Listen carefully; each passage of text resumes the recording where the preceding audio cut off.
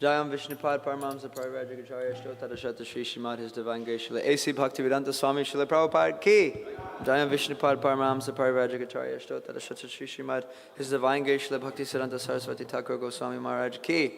Ananta Koti Vaishnava Vrinda Ki. Srimad Bhagavatam Katha Ki. Srila Prabhupada Ki Jai. All glories to the assembled devotees. All glories to the assembled devotees. All glories to the assembled devotees. All glories to Sri Guru and Sri Gauranga. All glories to Srila Prabhupada. Hare Krishna, dear devotees, welcome to Srimad Bhagavatam. This class this morning, we will be reading from the 4th canto, chapter 9, text 18 through 19.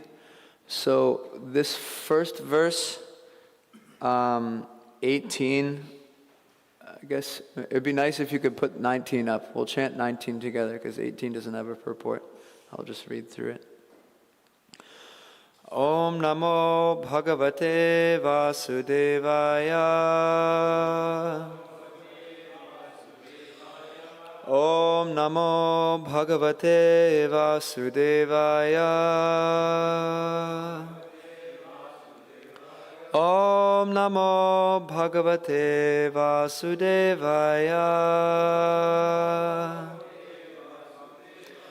Narayanam namaskritya naram chaiva narotamam devim saraswatim vyasam tato jayamudhirayet. Shinvata swakatha Krishna punya shavana kirtana hridanta isto hyabadrani virunoti suhritsatam nasta prayeshva badrishu nityam bhagavata sevaya bhagavati utama shloke bhaktir bhavati naishtiki. Okay, we have text 19 up.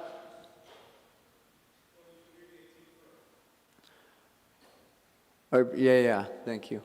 We'll do 18. I'll just read through it, and then we'll do the chanting at that. Yeah. Right. Thank you. Okay, this is verse 18. Maitreya uvacha athabhishtuta evam vai satsankalpena dhimata prityanurakto bhagavan pratinandhedyam abravit. Translation. The great sage Maitreya continued, "My dear Vidura, when Dhruva Maharaj, who had good intention in his heart, finished his prayer, the Supreme Lord, the personality of Godhead, who is very kind to his devotees and servants, congratulated him, speaking as follows." Text 19. Shri Bhagavan Uvacha Vedaham te vyavasitam Vedaham te vyavasitam Hridirajanya balaka Hridirajanya balaka Tat prayachami bhadram te tat prayachami bhadram te durapam api survata durapam api survata Shri Bhagavan uvacha Vedaham te vyavasitam Hidirajanya balaka Tyat prayachami bhadram te Durapam api survata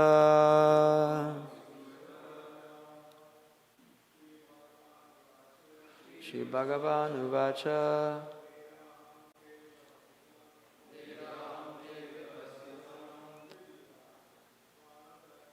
Hidirajanya balaka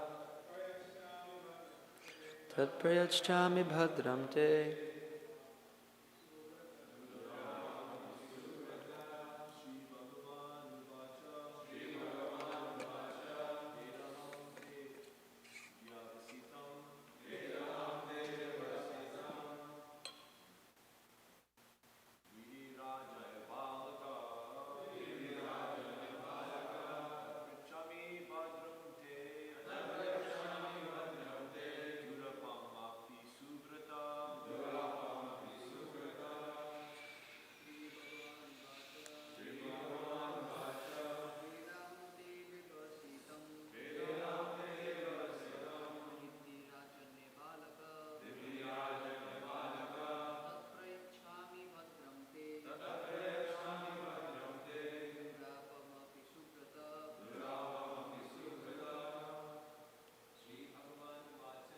Shri Bhagavan uvacha Medaham te vivasitam Hidirajanya balaka Tat prayachami bhadram te Turapam api survata Shri Bhagavan uvacha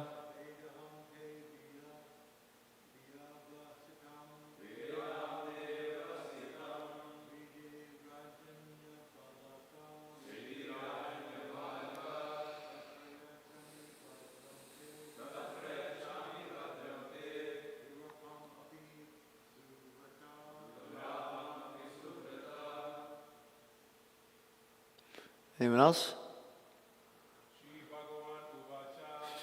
Shri Bhagavan uvacha Vedaham te vavastitam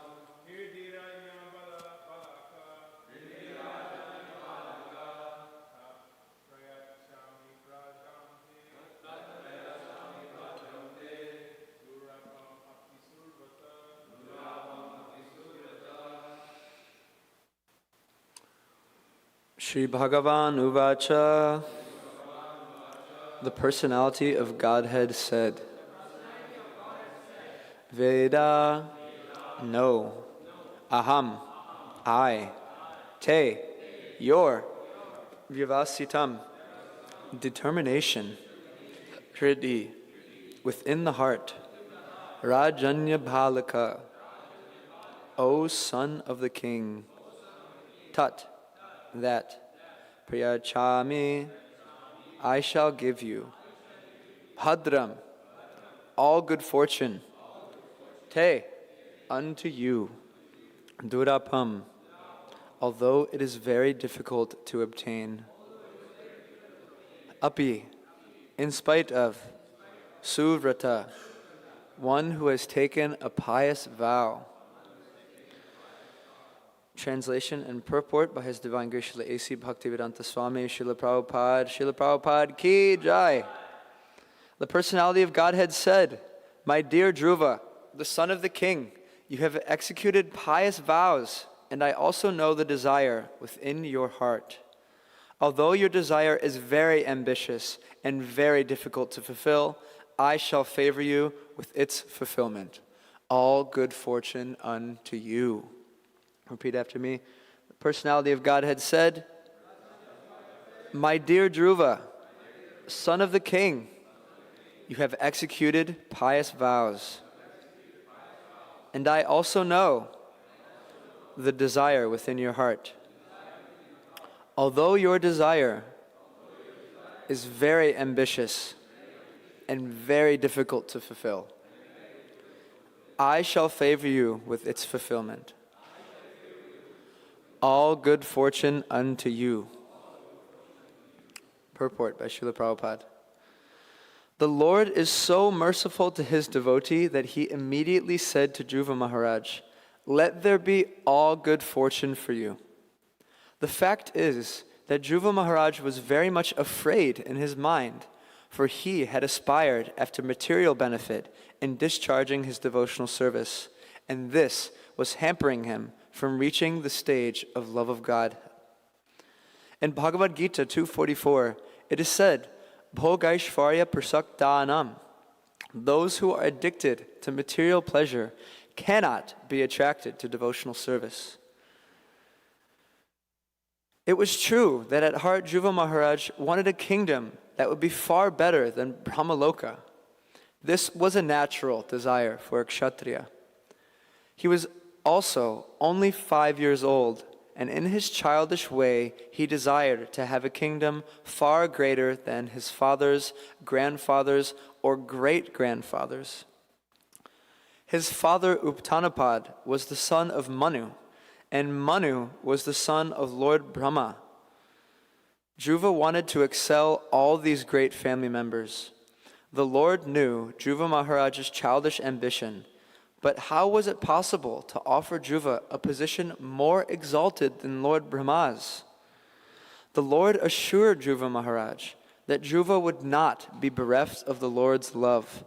He encouraged Dhruva not to be worried that he childishly had material desires and at the same time had the pure aspiration to be a great devotee. Generally, the Lord does not award a pure devotee material opulence, even though he may desire it. But Dhruva Maharaj's case was different. The Lord knew that he was such a great devotee that in spite of having material opulence, he would never be deviated from love of God. This example illustrates that a highly qualified devotee can have the facility of material enjoyment and at the same time execute love of God. This, however, was a special case for Dhruva Maharaj. Om Jnanatimiram Dasya Gyananjana Shalakaya Chakshurunmilitam Jena Tasmai Shri Gurave Namaha Shri Chaitanya Manobhishtam Stapitam Jena Bhutale Swayam Rupa Kadamahyam Dadati Swaparantikam Vandeham Shri Guru Shri Yuta Parakamalam Shri Gurum Vaishnavamscha Shri Rupam Sagrajatam Sahagana Raganatanvitam Tam Sajivam Sadvaitam Savadutam Parijana Sahitam Shri Krishna Chaitanya Devam Shri Radha Krishna Padan Sahagana Lalita Shri Vishakan Vitamscha. Hey Krishna Karuna Sindho Dinabandho Jagatpate Gopesha Gopika Kanta Radha Kanta Namostute Tapta Kanchana Gaurangi Radhe Vrindavaneshwari Vrishabhanu Sute Devi Pranamami Hari Priye Vanchakalpatarubhyascha Kripa Sindhobhya Evacha Patitanam Pavanebhyo Vaishnavebhyo Namo Namaha. Jai Shri Krishna Chaitanya Prabhu Nityananda Shri Advaita Gadadhara Shiva Sari Gaura Bhaktivinoda Hare Krishna Krishna Krishna Hare Hare Hare Rama Rama Rama Hare Hare.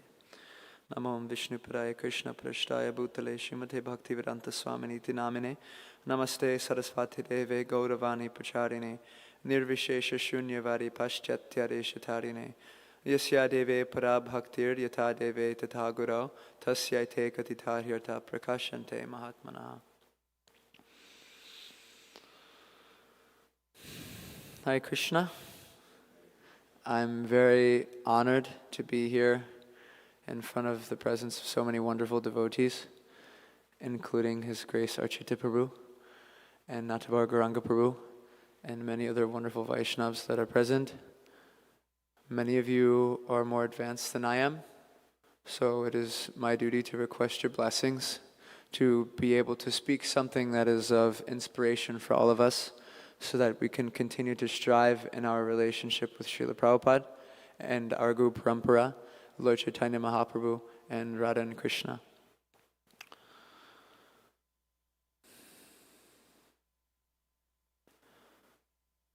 This pastime with Dhruva Maharaj is very significant in our line, specifically of Gaudiya Vaishnavism. What to speak of in general in any type of Vaishnav sampradaya. We see that Lord Chaitanya Mahaprabhu focused very much so on this pastime, and also with Prahlad Maharaj when he was hearing about the Srimad Bhagavatam from Gadadhar Pandit. And this is in his Antya-lila. This is something that is a very deep part of Lord Chaitanya's lila that he's performing. And he's hearing these pastimes of Dhruva Maharaj over and over and over and over again. So there's many things that we can learn from this pastime. But I was thinking, one thing that really strikes me about this pastime is the intensity of desire that Dhruva Maharaj had. And I remember listening to a class from His Grace Madhavananda Prabhu discussing this as to why it is that Mahaprabhu was so attached to hearing this lila of Dhruva Maharaj. And of course, as we know, Lord Chaitanya in his Antya-lila is Krishna really starting to experience the feelings of his beloved, of Srimati Radharani. And Madhavananda Prabhu discusses something amongst the lines that Lord Chaitanya loves hearing in the mood of Srimati Radharani, the pastime of Dhruva overcoming these intense obstacles in his bhakti and having such an intense determination and desire to attain his goal.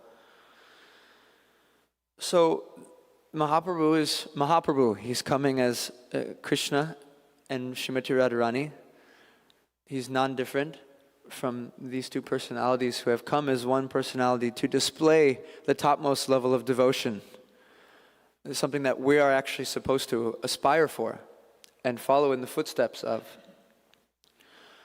So I wanted to speak today just on desire and how our acharyas, how Srila Prabhupada, and how we can personally cultivate this desire in our spiritual lives in a proper way so that we make spiritual advancement very safely and very quickly by the mercy of Guru and Gauranga.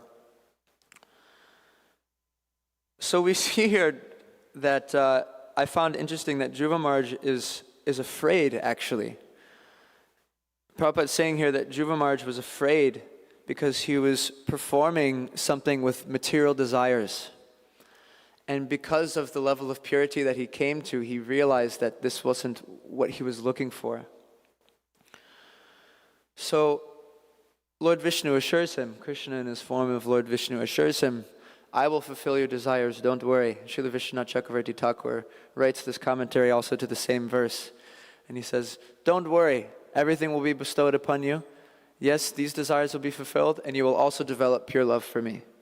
It's a very, very wonderful thing to think about. Krishna is so merciful. I was thinking of the verse, Yaya tam mam prapadyante tam stataiva bhajamyaham, quite a common verse that we quote, that Krishna reciprocates with his devotees accordingly to the mood in which they approach him. But Krishna's not going to give you something if he knows that you're not going to be able to handle it, if he knows that you're not going to be able to properly appreciate and utilize what he's giving you through his mercy. So this process of bhakti, we can look at the 9 stages of, everyone knows the 9 stages of devotional service, the progression of the Bhakti Lata Bij. Anshu? Shraddha? Sadhusanga? Bhajana Kriya? Anarchana Vritti? Nishta? Ruchi? Ashakti? Bhav? And Prema. These are different stages that Srila Vishwanath Chakravarti Thakur has lined out for us. And throughout this whole process, it's really a nourishment of our desire, because we come here through what's called Shraddha, which we translate in the English word as faith. So we've been trying to enjoy this material world since time immemorial. At least for myself speaking, I've tried every single thing you can think of to try and be happy materially. What to speak of for the millions of lifetimes that I've been taking birth. And Srila Prabhupada states here,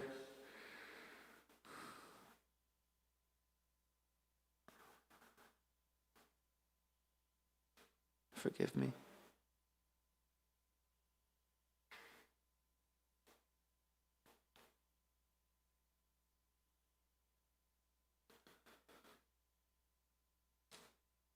He discusses that it's very difficult to advance in bhakti while also maintaining material desires. And the basis of it, that's what I was going to state. And I wanted to speak also how Srila Prabhupada discusses desire in his purport to the second canto of the Srimad Bhagavatam. This is the first chapter in text 17. The mind is not to be killed. Mind or desire cannot be stopped, but to develop a desire to function for spiritual realization, the quality of engagement by the mind has to be changed. The mind is the pivot of the active sense organs, and as such, if the quality of thinking, feeling, and willing is changed, naturally the quality of actions by the instrumental senses will also change. So this thing that Prabhupada is stating is that our actions are fueled by desire. This action of Dhruva Maharaj going into the forest at the age of 5 years old and performing such intense tapasya, the universe was shaking. I mean, I know for myself that when I'm chanting my rounds, the universe is not shaking. The demigods are not trembling. And I don't shake so much, so I'm not shaking in that way either. And sometimes you see devotees do that, shaking intensely. So Prabhupada is saying that this desire is not something that we get rid of, right? We hear this so often in like Western pseudo-spiritualism, that desire is meant to be void, and you're meant to just become one, right, with the impersonal Brahmajyoti. They don't even know what the Brahmajyoti is anyways. But this aspect of desire is purifying our desires. So Srila Prabhupada was so expert in engaging everybody to engage in what material desires that they had into the service of Krishna. And naturally those became purified, right? So through this process of Krishna consciousness, it's a gradual thing. It's not that we just come to the platform of being a Bhava Bhakta, unless, I mean, it's possible, someone with much Sukriti that takes birth in the movement without completing, it's possible, but it's very rare. Generally, at least speaking for myself, we're very neophyte, and we require a lot of process in Anarchana Vritti, in Bhajana Kriya, before we can really dive deeper in our spiritual life. But this does not devoid us of having the right to desire. Because Srila Prabhupada states here in the Adi Lila, this is the first chapter of Adi Lila, text 56. One should try to purchase a ticket to go back home, back to Godhead. The price of such a ticket is one's intense desire for it, which is not easily awakened, even if one continually performs pious activities for thousands of lives. All mundane relationships are sure to be broken in the course of time. But once one establishes a relationship with the Supreme Personality of Godhead in a particular rasa, it is never to be broken, even after the annihilation of the material world. So from day one, we should be cultivating a desire to have a relationship with Krishna. The problem is, we have to understand how to act on that desire. This is the difference between Sahajism, between Apasampradayas, and between the mercy that Srila Prabhupada is connecting us with in our parampara.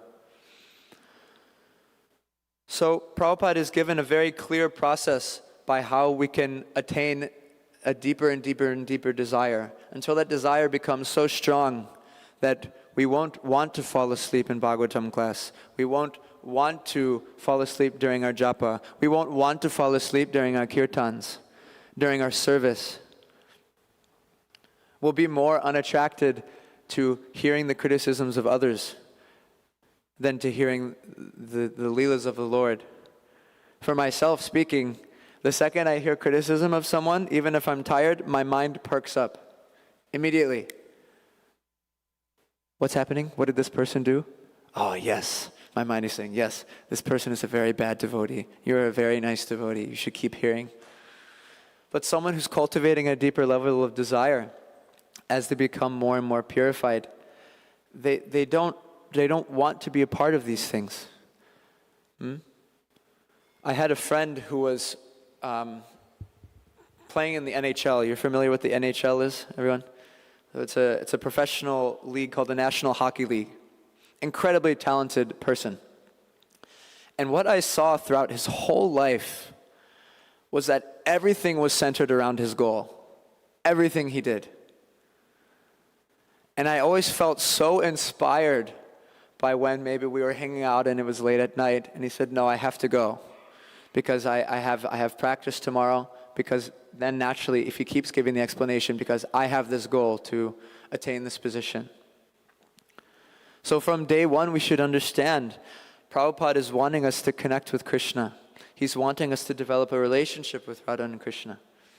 But in order to do that, Srila Narottam Das Thakur says, unless one receives the shelter of Lord Nityananda, unless one takes the shelter of Lord Nityananda's lotus feet, he can't even think about having a relationship with Radha and Krishna. And who other than Prabhupada would be most perfect to come and bestow the topmost mercy to the lowest and most fallen conditioned souls? This is our process. We have to desire these things.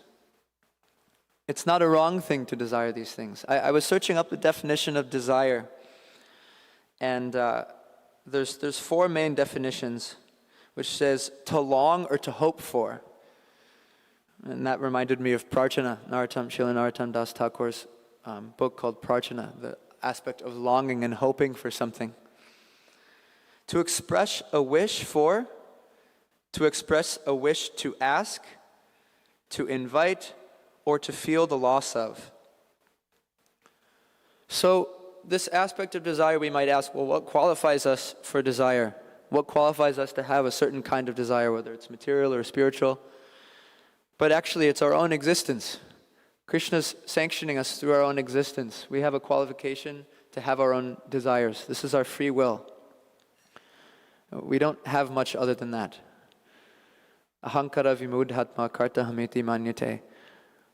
We think that we're the doer of everything in this material world. That's why we're suffering. So, because we're still being moved around as a puppet through the modes of nature, our real only ability is to cultivate a desire and a deep consciousness within ourselves through the association of other devotees. So desire fuels everything. Every day we wake up in the morning, we come to Mangalarti, we sing the Nrsimha prayers, we do Tulsi Arti. How much are we developing a desire? How much are we actually thinking about what Prabhupada is giving us? How much are we expressing our gratitude to Srila Prabhupada every single morning? This is the consciousness that we have to be developing. Because every single day we have an opportunity to make advancement in our spiritual life. Every single day we have an opportunity to realize more and more how fallen we are and how much more we need the mercy of our acharyas and the devotees.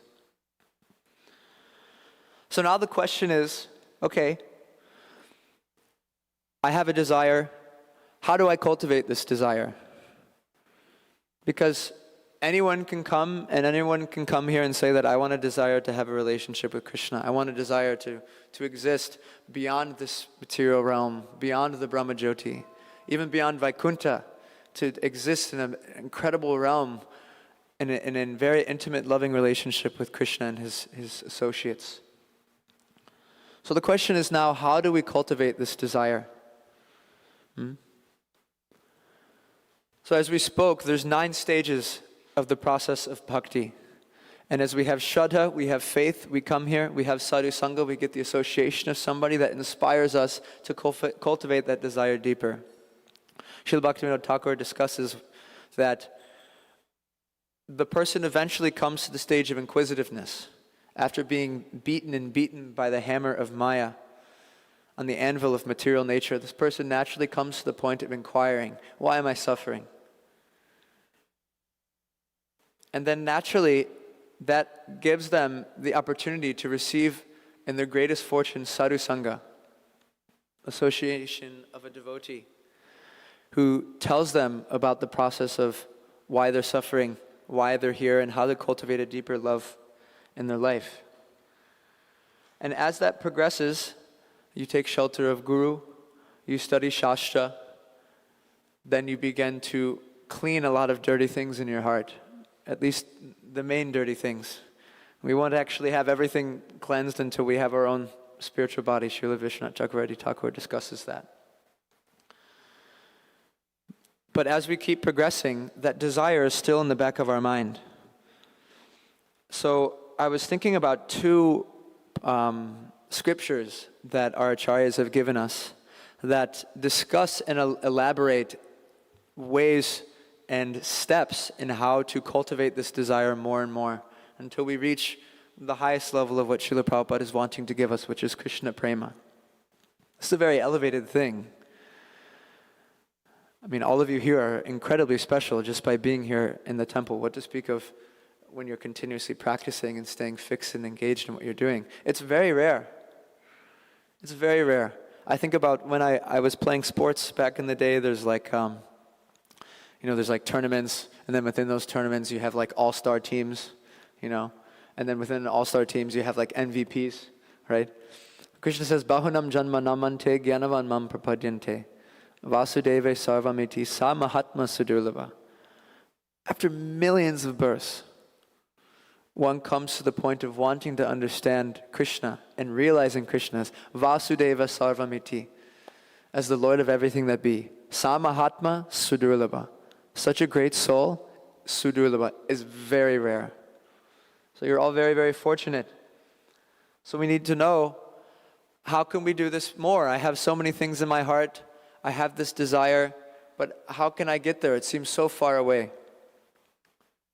So the first scripture I was thinking of was written by Srila Raghunath Das Goswami, which is called Sri Manashiksha. And in this scripture, Manashiksha means instructions to the mind.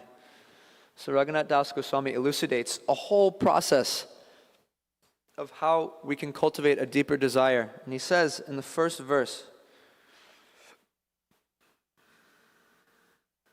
I'll pull it up here because I don't have it memorized yet.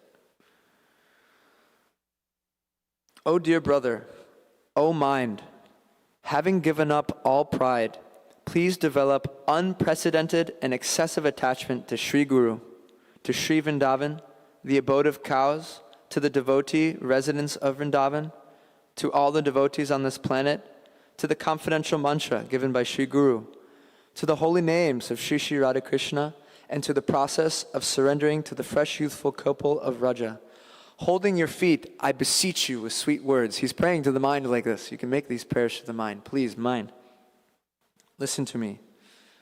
Then he says, indeed, do not perform any pious acts prescribed in the Vedas and supporting literature, or sinful acts forbidden in them.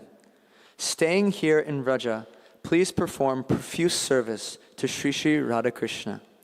O mind, unceasingly remember the son of Sachi as the son of Nanda Maharaj, and Sri Guru as the dearest servant of Lord Mukunda. Then here he says in verse 3, a very interesting statement. Listen, O mind, if you desire in every birth to reside in the land of Vraja with loving attachment and to serve the youthful couple Sri Sri Radha Krishna in close proximity, then clearly remember and offer obeisances to Sri Swarup, to Sri Rupa and his associates in Vrindavan, and to Sri Rupa's elder brother, Sri Sanatana. So these first three verses, Sri Raghunath Das Goswami is discussing the process of developing attachment to Guru, to the devotees, to Vrindavan, to serving Lord Chaitanya.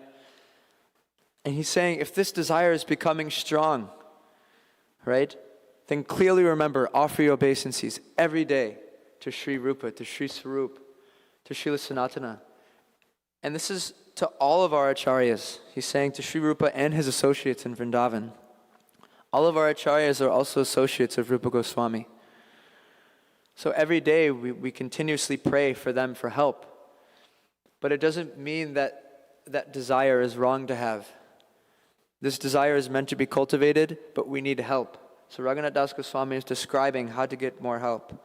So then first he's discussing, okay, you have this desire. It's not that at the end of Manashiksha he says, now you have the desire, now everything is perfect. No, we start with this desire. So now he says, okay, now you're having this desire. I want to cultivate my relationship with Srila Prabhupada. I want to cultivate my relationship with Krishna. He says, now it's time for you to get rid of all of these nasty anarthas that are getting in your way. This is a process that affects a lot of people and actually causes misunderstanding of the cultivation of desire. Because sometimes people think that they can go through this process and over the process of cleansing their heart, of getting rid of these unwanted things within the heart. But no, our desire should be so strong that we pray and pray and pray continuously. We do constant service. We chant our japa with a strong desire for the Lord to get rid of these things in our heart. This is a part of our process. But if we don't have that main goal in mind, it can become very difficult to remain fixed. You know, we see we come to the Krishna consciousness movement by the mercy of Srila Prabhupada and his devotees distributing books. You're walking on the street, someone hands you a book, you hear the clanging of kartals, whatever it is. And we realize, yes, I'm not this body, okay? I'm not a guitar player or a student or a lawyer, or whatever these bodily identifications are that I was first identifying with. You know, I want to identify as a servant of Krishna. So okay, you kind of pass the first level of Maya's challenges. And then you come to the second platform. They slap a dhoti on, you slap some tilak on, you slap some kanti mala on, and you say, yes, I am a pujari. I am a Harinam devotee. I'm the temple president, I am the GBC, I am a guru or a sannyasi or a brahmachari or a grihasta. These things are also upadhis. And as we cultivate that, if we cultivate it in the wrong way, as Dhruva Maharaj was expressing his fear that he was cultivating these material desires within his bhakti, then we won't actually get the reciprocation that we're looking for from Krishna. So we have to be very careful, and that's why Srila Raghunath Das Goswami will explain here different things that we have to be aware of as we're progressing in our desire to become Krishna conscious. He says, O mind, abandon the prostitute of mundane talks, who plunders all intelligence. Do not listen at all to the stories of the tigress named Mukti, who devours all souls. Moreover, also, give up attachment to the husband of Lakshmi, Sri Narayan, who only leads one to Vaikuntha. Instead, here in Vraja, serve Sri Sri Radha Krishna, who give one the jewel of their own love. So it's amazing. Srila Raghunath Das Goswami is describing to get rid of these things and to simultaneously keep your desires very strong. In the 5th verse, he then goes to speak. While here on the revealed path of devotion, I have been attacked by the gang of my own lust, etc., who have bound my neck with the troublesome, dreadful ropes of wicked deeds. I am being killed. Cry out piteously like this to the devotees of Sri Krishna, the destroyer of Baka. O mind, they will save you from these enemies. So we have our 6 enemies. Do we know the 6 enemies? Anger, lust, envy, greed, madness, illusion. So, as we're making more advancement, we're starting to see, yes, I am getting up for Mangal Arati every morning, I am chanting my 16 rounds, I'm doing my service. Still, these subtle things are residing within our hearts. And they're there. And if we don't become very conscious of them on a daily basis, then they grow. Because what happens is when we're practicing bhakti, we're not actually practicing bhakti. We're practicing Mishra Bhakti. Because Srila Rupa Goswami defines bhakti as anyabhilashita shunyam jnana karmandyanavritam anukulena krishna anushilanam bhakti ruttamam. So bhakti is devoid of any desire of jnana or karma. Pure bhakti is a very high thing. So while we're performing and cultivating our bhakti-unmukha sukriti, it's easy for us to also give way and water the weeds of the roots that are surrounding our bhakti lata bij, which are what Srila Raghunath Das Goswami is describing here. We're progressing, and as we actually make more progress, these anarthas begin to get churned up more. So the process of anartha nivritti becomes very intense. That's why it's described that anartha nivritti is the longest process, because it's cleaning a lot of the main things in our heart that are preventing us from making more advancement, from cultivating a deeper desire, from purifying this desire more and more. So what do we do? What does Raghunath Das Goswami say to do? He says to cry out piteously to the devotees of Sri Krishna. Help! Help me! Please help me! This is our only hope. Oh hey Vaishnav Thakur. We're crying out to the devotees for help.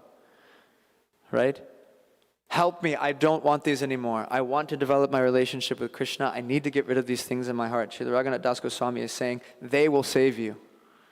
This is an amazing statement, because generally we hear, especially for example in Srila Bhaktivinoda Thakur's Krishna Samhita, he discusses how Krishna killing demons represents different types of anarthas within our heart. And when we read those things, then we actually have the ability to meditate on Krishna pulling those things and praying to Krishna to pull these things out of our heart. But what's very special here is that Raghunath Das Goswami says to cry out piteously to the devotees of Krishna. Why? Does anyone have an idea? Natabar?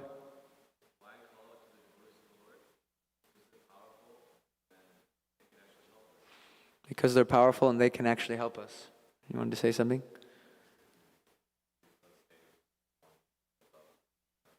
Because they've won the love of Krishna. Kana? They're more merciful than Krishna. Jayananda, you're going to say something?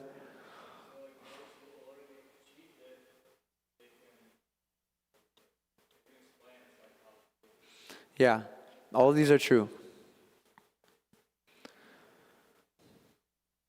We rely on the devotee for our relationship with Krishna. Unless you're a Nityasiddha who's taking birth in this movement to help serve Srila Prabhupada, which I can speak for myself, it's definitely not me.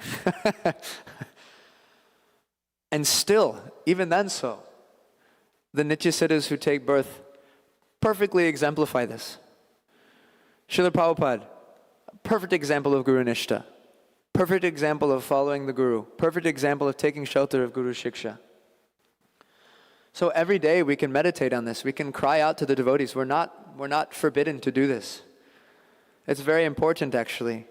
It becomes a part of our sadhana to pray to Srila Prabhupada to help, please remove these anarthas within my heart.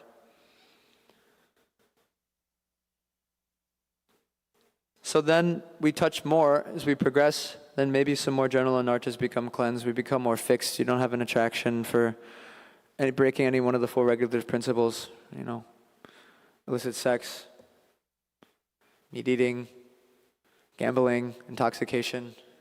Most of you are already very intoxicated from Krishna consciousness. Everyone's getting a very nice taste. So then Raghunath Das Goswami describes something further.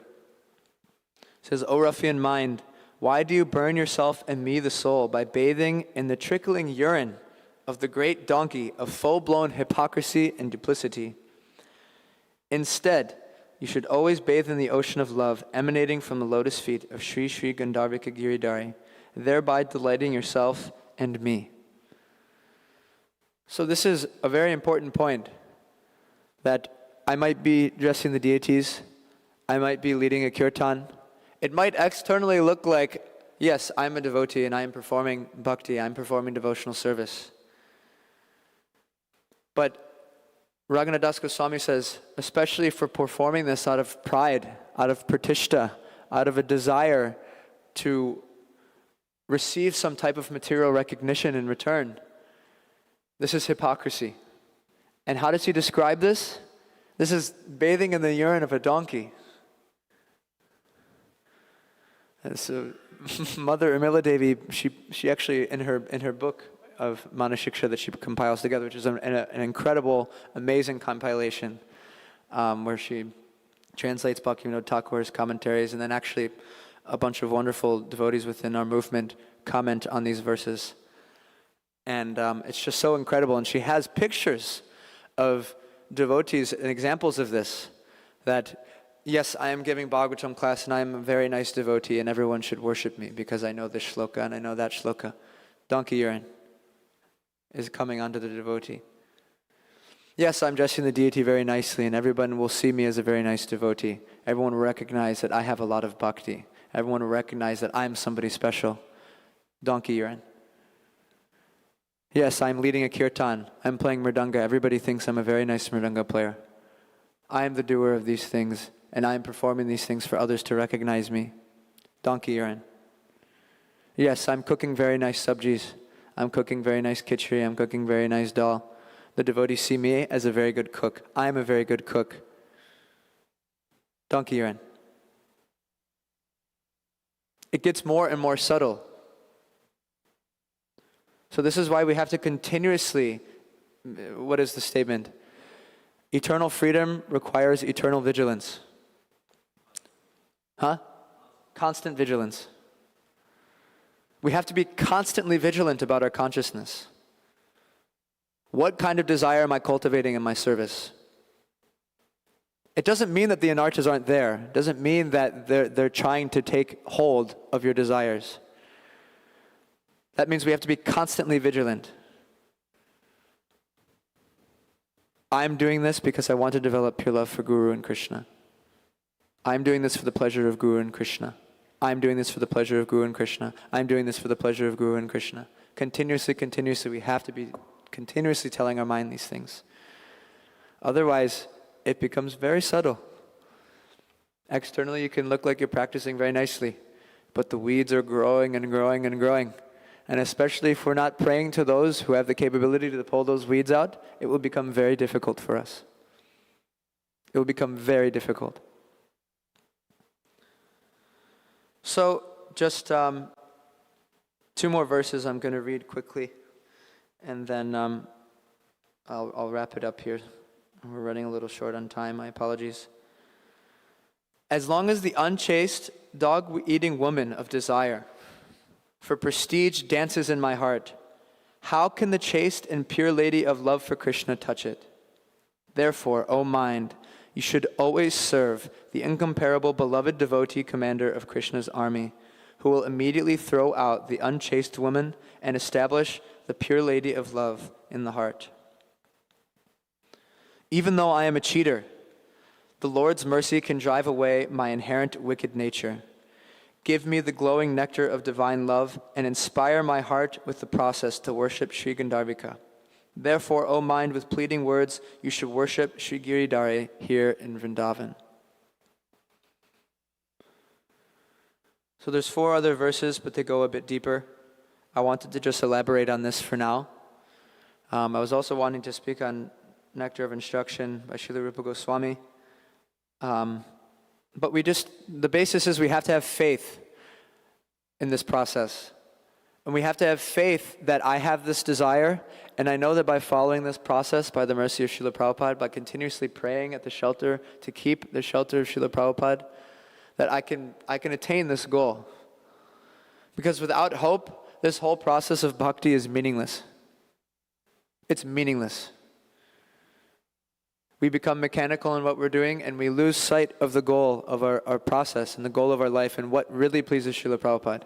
One time devotees asked Srila Prabhupada what was pleasing him. Everyone was thinking, oh, it's going to be book distribution. It's going to be deity worship. It's going to be cooking. Prabhupada says, what will please me most is if you love Krishna. So we have to become very serious about this. And so now we have the opportunity to be doing some bhajans with the devotees. And this is a perfect opportunity to cultivate our desires together. This is what sadhu sangha means. We hear, we serve, and we cultivate this desire to serve purely, to serve Srila Prabhupada with a pure heart, with a pure desire, and Radha and Krishna with a pure desire. So we rely on the association of the devotees. So the culmination, if you don't take anything else away from this class, is that we will never ever be qualified to desire for this highest thing. We will never be qualified. But the mercy of our acharyas, and especially of Srila Prabhupada, is our only hope. And this is why Srila Rupa Goswami prays, Na prema shavanadi bhakti rapiva yogotava vaishnavo jnanam va shribukarmavad kyadaho sajjati rapyastiva hinartadi kasadake tvaitathapya chejamula sati he gopi janavallabha vyatayate haha madai shaivamam. He says, I am devoid of anything. I have no love. I have no faith. I have no hearing. I have no good birth. I don't have good karma. I don't have knowledge. I don't have any good qualities. But here I am. Because you are Hinartadika Sadike Tvaitata Pyache Jamula Sati, you are the deliverer of the most fallen. My faith in you is so strongly rooted. My hope in you is so strongly rooted, and it's continuously causing pain in my heart. So if you can take one thing away from this class, it's to always pray to Srila Prabhupada and our acharyas and the devotees to please help us to rid these unwanted things within our heart and allow us to develop and cultivate our pure desire to understand our eternal relationship with Krishna and Vrindavan. This is what Srila Prabhupada wants us to do. Om Tat Sat. Thanks a lot. Hare Krishna. It's 9 o'clock, but if someone would like to add comments, corrections, Archita Prabhu, did you maybe want to add something or correct anything?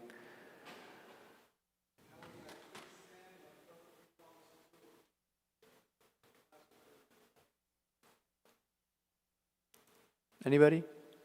Comment?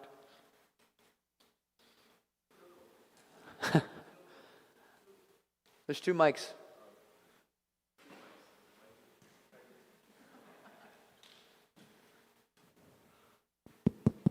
Anything? Anshu? You look like you're on the verge of saying something. Just a quick question. Is it okay for us to have the desire to go to Goloka, or should we just have the desire for Krishna Prema and think, Krishna, I'm okay with wherever you send me? Well, Raghunath Das Goswami says specifically to cultivate a desire for Goloka Vrindavan. As Gaudiya Vaishnavas, generally, we aspire for Goloka Vrindavan. We don't condemn somebody who aspires for Dwarka, or, look at Murari Gupta. He couldn't change his feeling for Raghupati Ram. He couldn't do it. But generally, we have the right to aspire for that. The problem is we have to know how to act on it. And so this is what happens in our process. We follow what Srila Prabhupada is giving us, but we keep that desire there. For someone who says you're not qualified to have that desire, it's actually Maya. Because we'll never be, as we said, we'll never be qualified to have that. So we have that desire, but we simultaneously cultivate that desire under the guidance of Guru, Sadhu, and Shastra. That help? Yeah. What comes to mind is I'm trying to remember the exact context of it, but Ayendra Prabhu says it a lot. There's some quote Prabhupada says, first deserve, then desire. And the realization is that the actual, you'll say we'll never be qualified, but the actual qualification is that our desire is so great that there's no room for any other desire. Like we sing every morning, Guru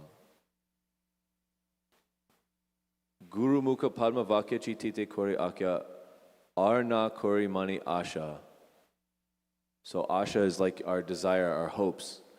And Narottam Das Thakur is instructing us, may we have no other hopes than just to get the nectar from the lotus mouth of Guru. What's the exact translation of that? Someone remember slightly better? But it's basically like that. Like, you just want, the Guru is giving us this grand ideal, and we just want to completely have our desire completely fixed on that and nothing else. And then when our desire is like that, then there's no room for it. Then we actually deserve to desire. Everything from the lotus mouth. Yeah. Yeah, thank you for clarifying that also. Our qualification is desire. Because we don't have any other qualification. And by that desire, as Natha Prabhu's clarifying that, when that becomes so strong that nothing else can exist, right? Mahaprabhu is I mean, if you read the Antya-lila of Chaitanya Charitamrita, it's a tragedy.